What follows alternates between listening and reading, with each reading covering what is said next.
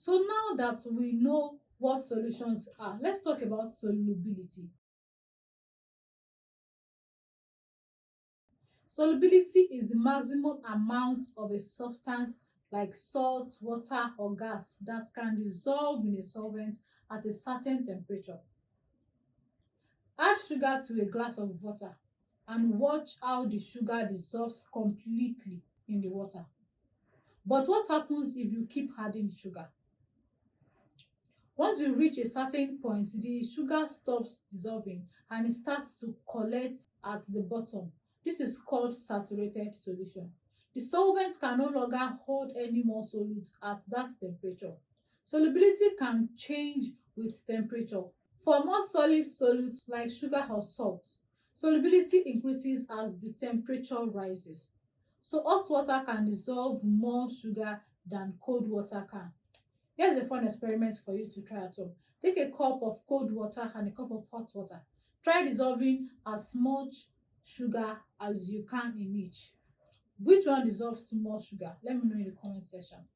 Now, solubility doesn't just depend on temperature, it also depends on other factors like pressure and the type of solvent. Take soda for example.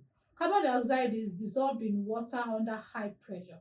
When you open the bottle, the pressure decreases and the gas starts to escape, which is why soda fizzes. As you can see, when we decrease the pressure, gases become less soluble in liquids. This is why we see the bubbles in soda when the bottle is opened. Another important point is the nature of the solute and solvent. Water being polar can dissolve other polar substances like sugar or salt, but it doesn't dissolve non-polar substances like oil. Oil and water don't mix together because water molecules are attracted to each other and oil molecules are not. This is why oil floats on top of water. Now let's take a quick recap as what we've learned today. I said water is a polar molecule which makes it a great solvent. I also mentioned that a solution is a homogeneous mixture of a solute dissolved in a solvent. Then we moved on to solubility, which is the maximum amount of solute that can dissolve in a solvent at a specific temperature. Then we talk about factors like temperature, pressure, and the type of solute and solvent which affect solubility.